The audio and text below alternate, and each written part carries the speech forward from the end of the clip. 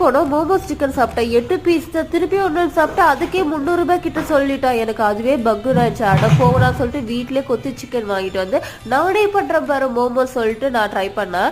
Already ஒரு வாட்டி try பண்ணியிருக்கேன், பட் 5 வருஷத்துக்கு முன்னாடி. திருப்பி ஒரு வாட்டி ட்ரை பண்ணலான்னு சொல்லிட்டு நான் பாட்டு கொச்சி சிக்கன் வெங்காயம் சொல்லிட்டு நான் பாட்டு வதக்கிட்டு இதை வரும்போதே வாங்கிட்டு வந்துட்டேன். இது வரைக்கும் மைதா மாவு நான் பிசைஞ்சதே கிடையாது. இது ரொம்ப டிஃப்ரெண்ட்டாக இருந்துச்சு. ரொம்ப வெள்ளையேன்னு ஒரு பக்கம் இருந்தாலும் வந்துட்டு இழுக்கிற அது பாட்டு ஜவ்வு மாதிரி வந்துக்கிட்டே இருக்கு. சைடில் பெப்பர்லாம் அரைச்சி வச்சுக்கிட்டேன். ஏன்னா சோயா சாஸ் பெப்பர் மட்டும் தான் கொத்துக்கறியில் சேர்க்க முடியும்னு சொல்லிட்டு எல்லாமே மிக்ஸ் பண்ணிட்டு என் வீட்டுக்காரர் கோஸ் எல்லாம் சேர்க்கலையான்னு கேட்கிறாரு. அட போய, இதை பண்றதே பெரிய விஷயம்னு சொல்லிட்டு நான் உருட்டுறேன். நம்ம சின்ன பிள்ளையில இந்த மாவுல பொம்மைலாம் செய்வோமே அந்த மாதிரி இருக்கு. அவ்வளோ சாஃப்டா கேக் கட் பண்ற மாதிரி கட் பண்ணி அதுல அந்த சிக்கனை போட்டு நான் எடுத்து வேக வைக்கும் போது பார்க்க கொழுக்கட்டை மாதிரியே இருந்துச்சு. ஐயோ சொதப்பிடுவோமே பயந்துட்டேன். நான் சாப்பிடும்போது சூப்பரா இருந்துச்சு. சாஸ் ஒரு பக்கம் ரெடி பண்ணிட்டேன். மறக்காம இந்த வீடியோக்கு சப்ஸ்கிரைப் பண்ணுங்க.